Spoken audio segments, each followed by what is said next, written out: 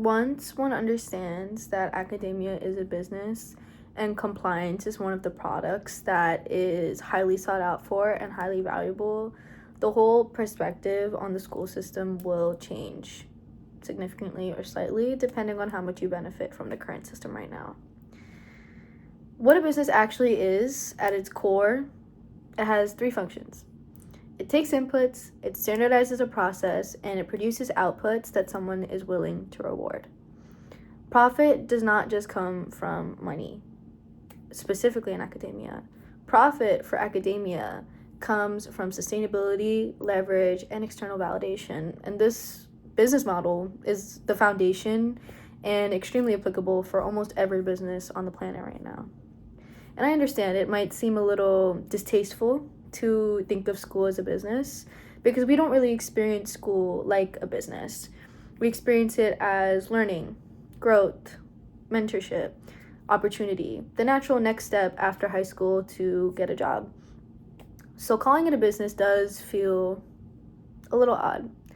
But how something feels and how something naturally functions are two very different things. And as mentioned, the school system does fall into this foundational business framework of inputs, process standardization, and output that will and can be rewarded.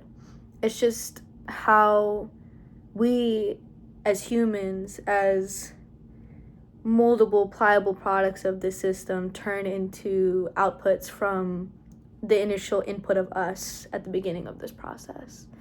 A business survives by producing outcomes that other systems want.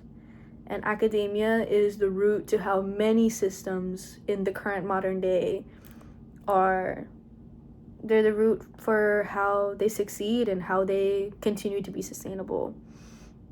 The inputs, specifically, as mentioned, are students, tuition, so, money to fund the system, time, which comes through studying, labor, and, again, labor through faculty, grad students, staff, etc.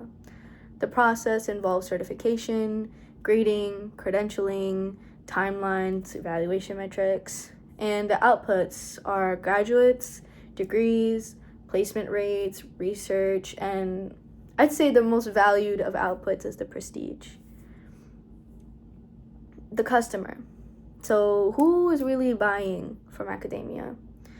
Students feel like the customer because technically you are paying for this product.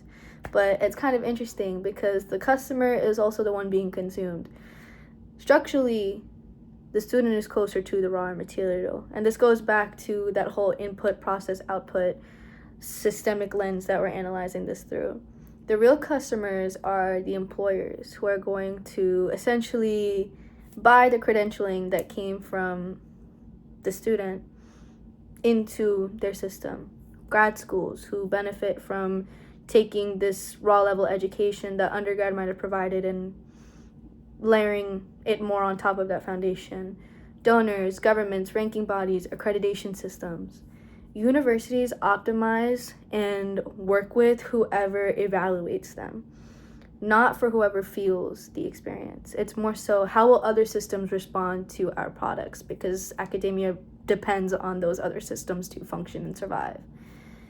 And the rewards that get produced are very interesting.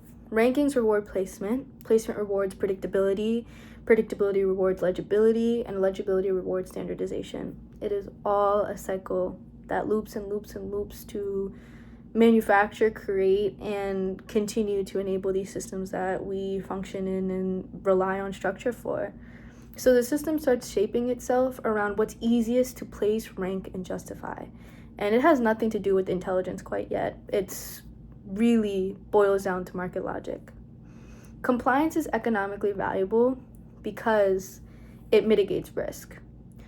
Where compliance enters is all about business logic and not really morality. Although how one processes academia is a lot more nuanced than that. Compliance reduces variance increases risk, and risk threatens stability. From a business standpoint, especially in the very early ages, curiosity is expensive and often a loss of profit. Compliance is scalable and much easier to work with from a business standpoint. But this brings up the point of, well, don't people value innovation? Absolutely, but not preliminarily. Once you've built that foundation of credibility, that is where mass innovation or different thinkers or these people that we prioritize or label as change makers are really truly valued for what they bring to the table. Early deviation threatens metrics. Late deviation can be, again, branded as innovative thinking. Disruption is celebrated after credentials, and critique is welcomed after legitimacy, because that all essentially, in a very interesting way, validates the system. Well, one was able to do this because they had the foundations of what was provided to them. That's kind of the logic behind that. Expansion is praised after proof of reliability. It all is accepted if there's some dependency or reliance on the system initially at hand. Systems rewards innovation once it's no longer risky for the system to integrate. I find that a lot of students, myself included, misinterpret this understanding and this experience, because many students equate to their school performance, they equate it to their self-worth, but it's actually measuring compatibility, compliance, and how well you fit into the system model at hand. That doesn't mean you're being lied to or deceived, but it means that you are inside a machinery, a manufactured system that has its priorities laid out. And if you fit, you fit. If you don't, you don't. Some tend to suffer more than others because of that. And this does not make academia evil. It absolutely does not. Businesses are not villains. Institutions need to persist, and societies rely on these pipelines because they are the foundations. This is how we have chosen to build society, and this is what society needs to continue functioning the way that it does. Function is not the same thing as virtue, but it is not malicious either. It is just how it is. Once you see academia as a business, confusion becomes clarity.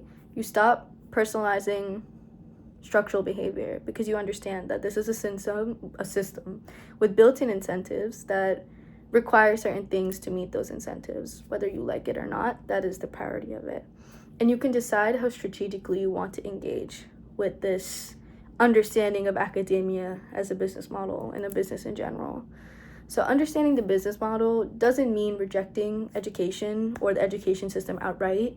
It means understanding the game you're in and what strategy you need to employ, use, and integrate to win, however you perceive that to be.